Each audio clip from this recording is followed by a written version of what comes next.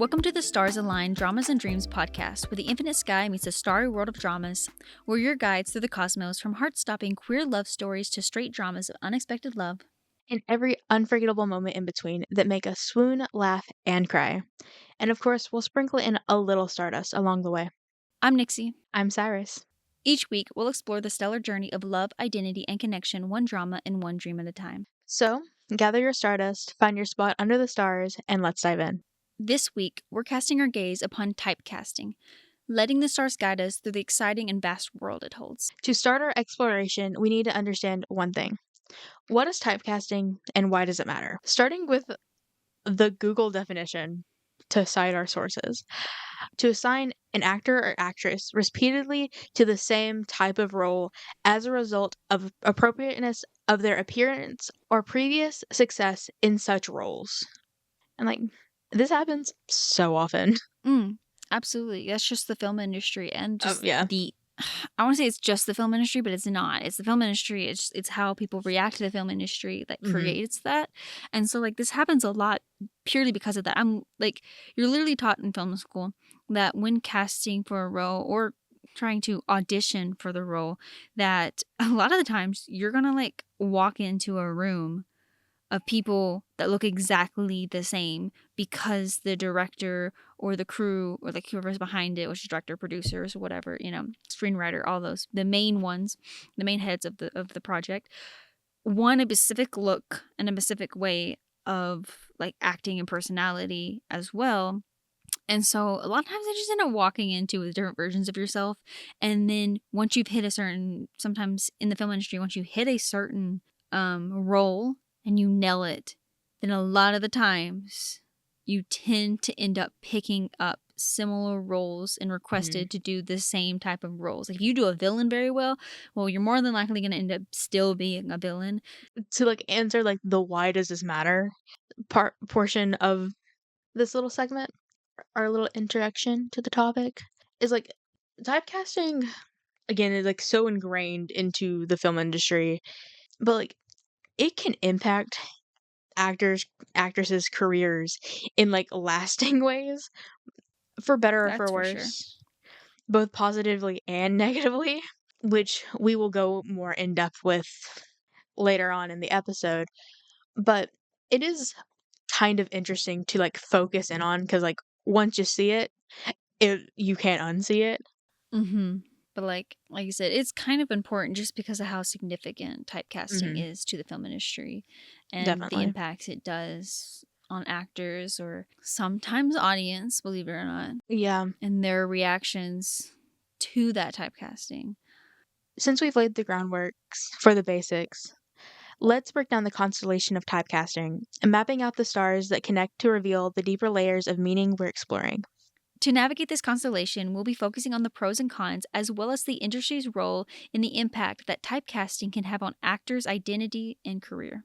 We start our exploration with a discussion on the pros of typecasting, where we'll examine the heart of this topic. It's the glaring thing that's in your face is it can propel an actor's career. Because if you do one thing well and you continue to do that one thing well, people are gonna know you for that thing. And being known for a thing is the same as being known. And in an industry where that's important, it's important. Like I said, it could propel a lot of the careers, especially if it goes well for the typecasting and they deliver well. And now they're in roles that are extremely similar to the ones they had before, like our biggest example, Jung Dunk. And the fact that up until The Hard Killers, every single role in every single drama that those two have been a couple in, Jung was a sip for Dunk. Even if Dunk was the one that was presented to be the one with the crush, the very first drama they ever released, you would find out very quickly, or at least later on, that Jung's character was madly in love before the start of the story. And so he almost always had that type of typecasting. And even in the Heart Killers, he doesn't end up in the same position because they kind of end up switch roles, minus the fact that neither one of them liked each other at first. So minus that fact. So the roles were kind of reversed. But like, in the end, Jung's I still think he was character a simp. was still set. Like, by the end of that series, Jung's character would be willing to do absolutely anything for dunks. Oh, absolutely. And then Up to and including killing. yes. And so honestly, did he escape that typecasting? But Maybe, to an maybe. extent, yes. But is the heart of it still there? Yeah. Oh, absolutely. Like, with examples of like this, in like the context of like with the context of like typecasting in this context, it can harbor a sense of comfort. Like, I know what I'm signing up for when I watch a Dune drama. Or another example would be Force Book, because like every role they've ever played together, we have Force being a more emotionally reserved, calm character, accompanied by Book's hyper chaotic mess every time. Genuine question though. Mhm. Was Book's first character in Enchanté actually Goofy? Because I don't think he was. In comparison to Egg, a little bit. True. Like, if we're True. like, it's still there. It's like muted. Like, they have definitely amped it up as I feel like they amp it up a little more every time. I'm not gonna lie, bringing up Enchanté in Book Force feels very nostalgic. It does. Enchanté was a And I particular time. and I don't know why that is, but it feels so like that time it just feels like it was so far away. Yeah. It wasn't, but it feels like it. And I'm kind of my brain's like I kind of want to go watch it again. I'm not. I don't rewatch. You come to learn that out of the two of us, the reason why I've seen as many dramas as I have is because I don't rewatch dramas. I don't know why, but I rarely ever can get myself to do it. And that's my bread and butter. The only drama I've rewatched, that you'll rewatch stuff. I'm surprised you haven't done your annually not me binge. It's only February. Still surprised. Still surprised. That's fair. Did you do one last year? I did. Oh my god. I Not actually surprised. it was immediately after I watched The Bride of Naga, because it hurt my soul to watch Papong be play a villain character. I was like, I need like I need Gang Daddy back. I need a Garage Papa back. I forgot he was in that. I forgot he was in that. You're right. I remember now. That's so funny. No, I understand that. But I think that's the difficult part about watching so much is that in the span of a year alone, I'll look back at a show and it won't like feel purely nostalgic, but it will feel like something of a remnant. So like it's fixing to head into a nostalgic era. And it's kind of like that's wild because it was only a year ago. And there's Yeah. even times where there are shows that are 2 years ago, and I'm like, how are you that far away? Where did the time go? And all the stuff I watched in between. So, and so, moving back into our actual topic. I think overall people tend to have like varied um opinions on like typecasting as a whole. Um I do think that like more people are vocal online about being against it, but like there's like a sense and like arguments to be made for like the pros of it that I Oh think yeah, for are sure. often overlooked in online spaces particularly. Mm-hmm. But That depends on what type of typecasting we're looking at. Because if we're referring to the typecasting of an actor getting the same roles, I think the good pros is just like it propels them into like more roles that are yeah, yes similar, but allows them to continue because like yes, there's a lot of series made, but to keep being in series that hit off over and over. One, that's not really possible, but two, it's hard because, like, especially ending up in main roles, if you don't hit off well in your series, then sometimes it's really hard to get casted in another main role. Yeah. And in most cases, unless you prefer being a supporting character, 'cause some people do. Some people want to be that supporting character. Some people don't want to be that main person. But if you want main roles, sometimes it can be hard to afterwards if you don't hit it off very well, and that's why you kind of want to. But if we're talking about typecasting in the form of directors, cinematographers, especially screenwriters, when casting, the whole point of that is to get the exact copy of what type of actor for that character you want. The ideal look. In fact, sometimes it's difficult.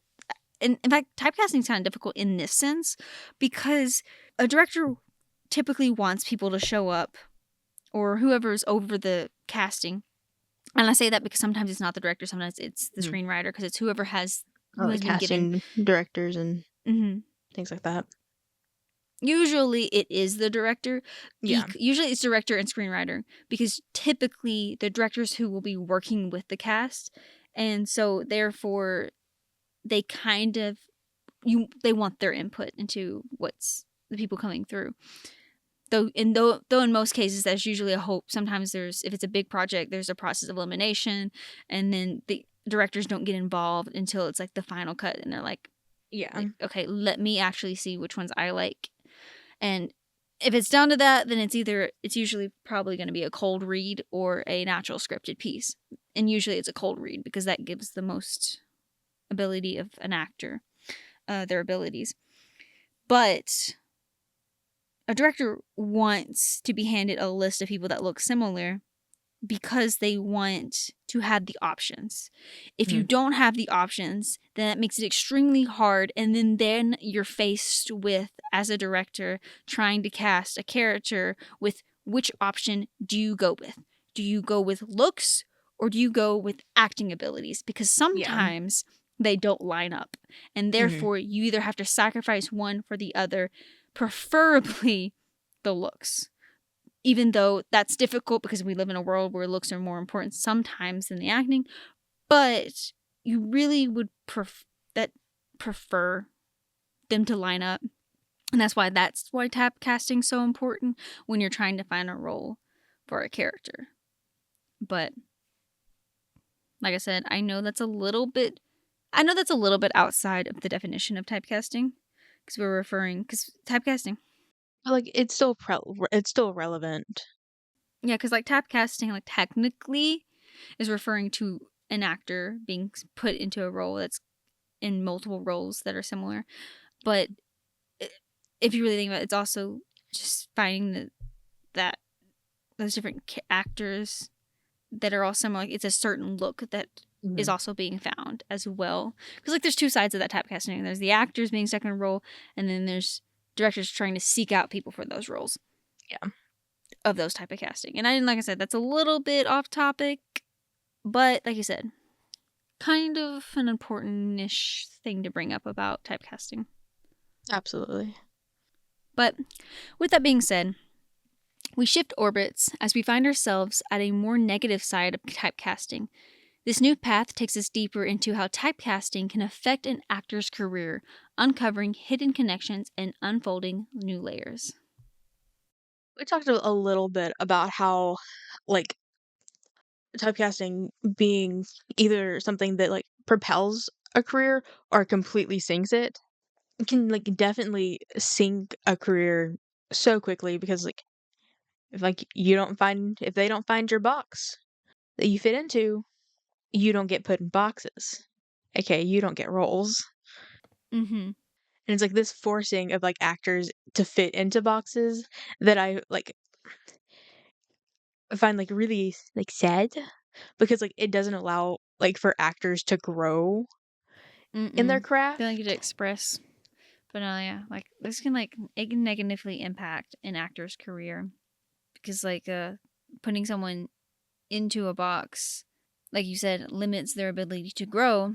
But another thing I kind of want to point out with typecasting is this is a little bit of a stretch. I feel like I keep stretching a little bit of the typecasting definition, but that's okay. And that's like I made a comment previously about how sometimes typecasting also is affected based on audience's reactions. And Absolutely. sometimes this carries outside of as well of the actors' roles into their real life. And one of the Yes. biggest comments I want to make one about in the BL industry has to be the couples Mhm. pairings that we make with actors and their characters, and how that gets pushed out into their real life to the point that when they try to take on roles with other actors that isn't their Yes. pairing, people throw a fit. And they have a little bit of a problem with, because they're like, but you two have been paired off together. You're together in a box. Like if one of you You takes a come as role, a you're pair. supposed to take the other. Yes, you have two. It's a two or nothing. Like Mhm. it's both of us or nothing. Like that. And in reality, that's kind of unfortunate because Truly, yeah. not only because not only does, like, for example, one actor getting put into a box having a difficulty getting a role anywhere else, now it's two actors in a box who have to both land a role Yeah. together because of this format. I mean, if it's a big company, sometimes it works perfectly fine. Like I think GMMTV kind of works fine because they have a lot of screenwriters, so a lot of works that they make, and it kind of allows them to like find roles for a lot of their couple pairings. But Yeah. even so, that still makes it pretty limited for them. In fact, I think they even have a hard time because like they'll try to do, like, I don't know what they call it, test coupling or what do you want to call it, where sometimes Mhm. in certain shows you'll get normal pairings, but you'll also get like side ones that they're trying to test how people are Yes. going to feel about it. And it's so unfortunate that people focus so hard on that. And so it kind of limits the actor's ability to go anywhere beyond with the other actor in this pairing. I will say, like, this is like, that isn't, like, always a, like, guaranteed because, there are Mm-mm. a very small handful of actors that, like, pretty much anyone they're paired with, like, the fans are like, "This is great. This is fun. This is fine." I know one. I've got a couple examples in mind. What is your one? I was thinking of Earth Kuhart. That was one of mine as well, yeah. Like most of the time, I think, because he's been paired up with quite a few people, Mhm. and I think he kind of bypasses a little bit. Like people were a little upset when he stopped working with Santa, Mhm. but they weren't like devastated about it. Yeah. Like everyone was still happy to like see him like move around, get different roles, different actors. And honestly, same. I honestly I don't really. Yeah, I'll agree. I like sometimes seeing the same actors, same pairings, but I really don't have a problem at all with new pairings. Like sometimes it's just really cool to see what new chemistry happens between a new pairing. Okay, like, one of my favorite examples of actors who, like, refuse to kind of just be placed in, like, consistent pairings, Flute Gowan, love that man. Mm-hmm.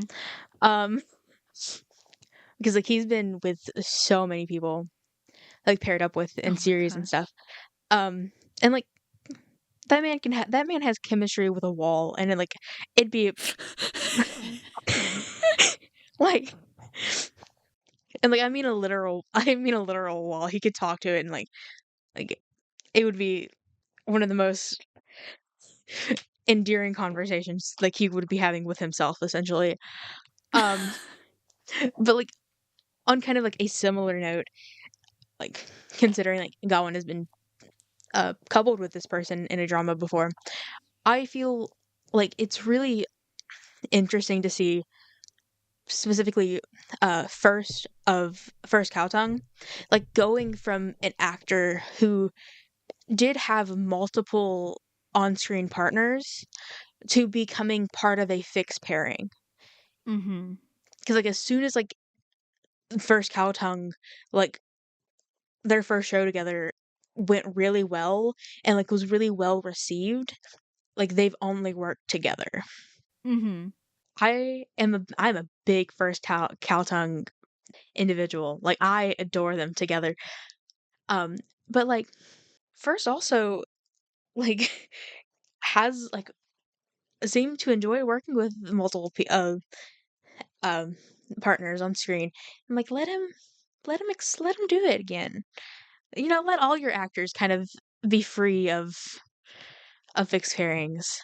Yeah, it's fine to, like, have, like, return to form, like, oh, like, multiple they've done a couple of dramas outside of this pairing. Let's bring them back together, like, return to Mm-hmm. form, but, like, let them also, like, have the opportunity to work with other people.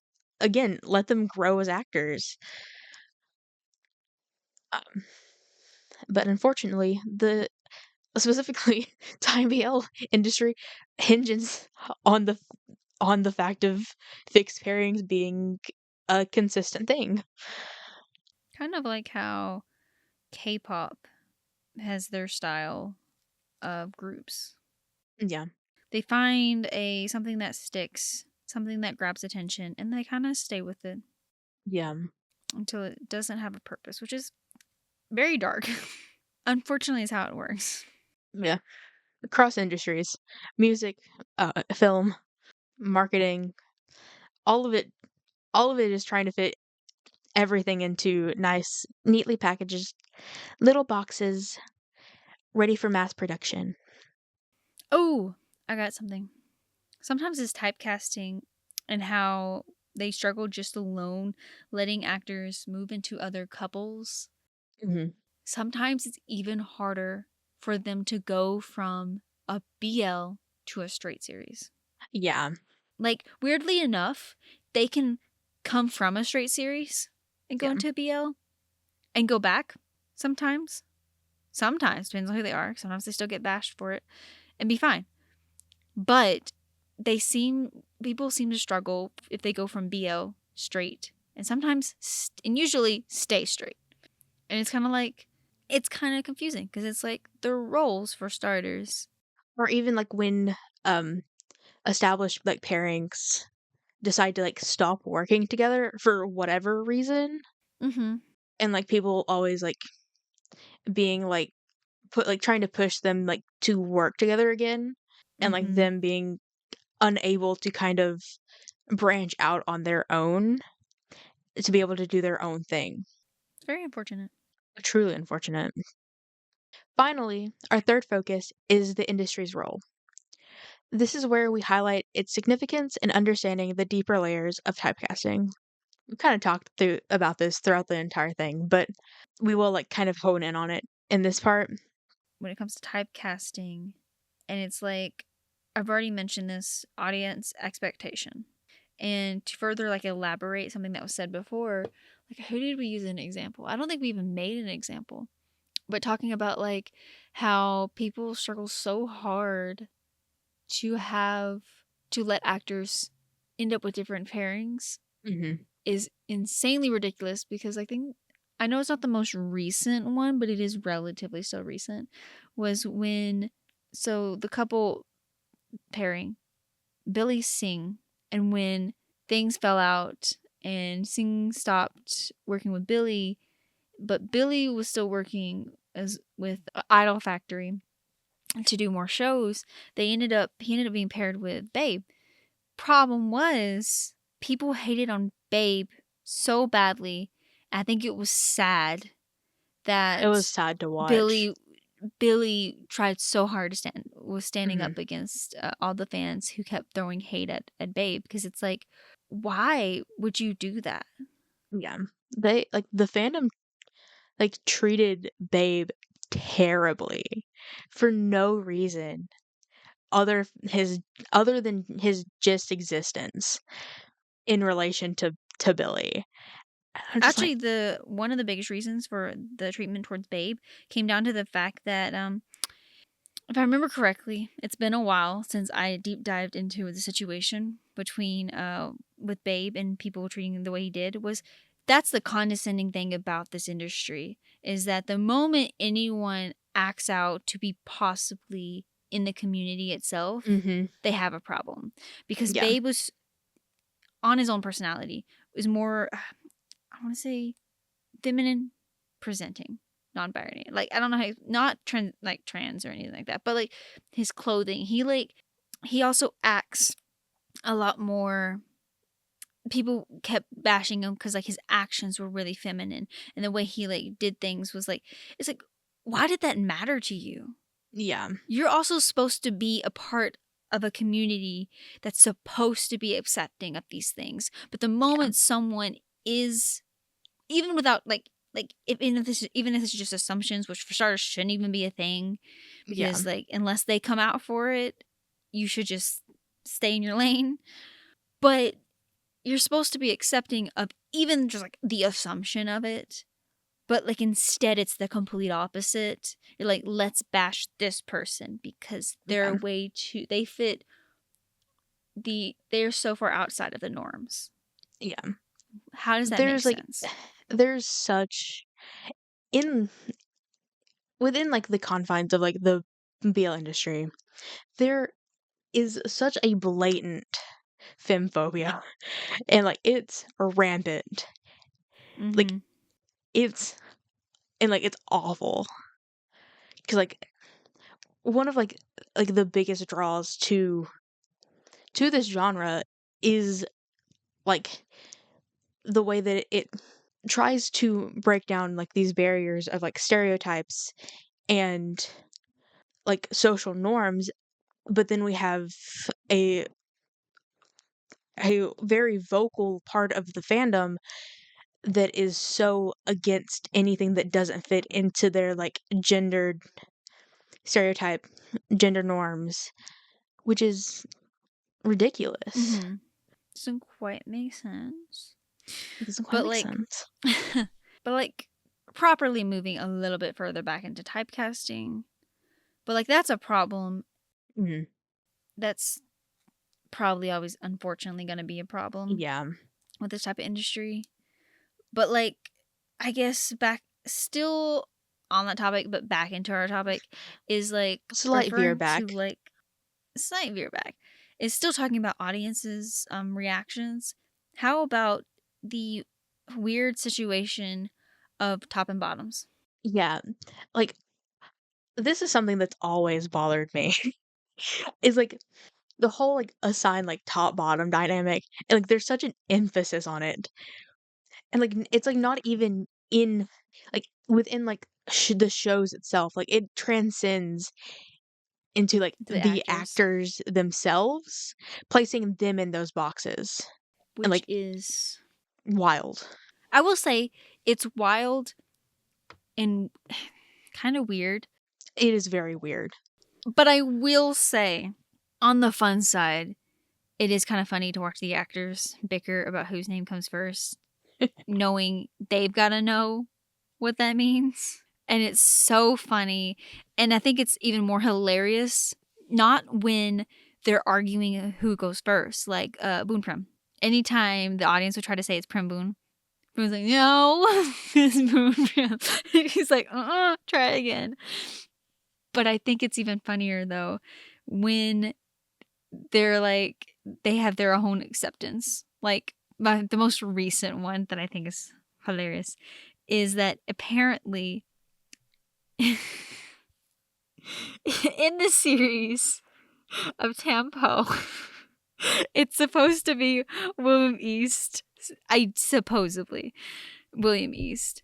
That's the marketing strategy anyway.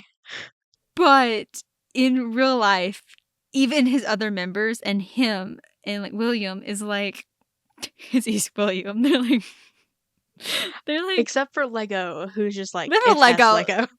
It's S Lego. It's East logo. And that's Oh, so fun. Lego's a whole character. We love him to death. absolutely. Love his he never disappoints. Okay? He delivers so well. But like, it is weird. It's a weird topic. I just wanted to say, I know those are marketing strategies, Mm. those are kind of fun to watch. I'm not gonna lie. So I kind of get it, but it is still a weird concept overall. Like, it can be, like, this, like, lighthearted, like, fun thing, but it, like, stops becoming fun and lighthearted when, like, fans expect the actors themselves to fit into those boxes that, like, are assigned to them, Mm-hmm. like, perfectly and, like, lash out when they don't fit into the confines of those assigned roles, the box, whatever. Like, Sorry, I was just gonna say, which doesn't make sense because if we have characters that are switches, yeah, most of the community gets excited about that. And it's yeah, like, why don't you act the same way about the ones assigned top and bottom in your mind? yeah, Because that doesn't make sense. Like, I mean, it just doesn't. I'm just like, yeah, how does that make it's sense? baffling. But, like, a recent example of this is we mentioned, Santa and Earth earlier about them kind of, like, not working as much of as a pair anymore because, like, Santa going from, like, Santa Earth to Perth Santa, like, it switched, quote, unquote, "assigned roles" within, like, the top-bottom dynamic, and, like, there like, people are being, like, so nasty to Santa in, like, Mm-hmm. comments and stuff because, like, they expect him to flip his entire personality because of a label that was given to him by an industry, by a group of marketing managers. It's wild to me to just expect someone to completely change who they've always been because Mm-hmm. of a change in a label, an industry planted position within a label. And, like, you may be wondering, why does all this matter? Like, why does all of this, like, rile us up so much? Because, like, it truly does. Like, it grinds my gears.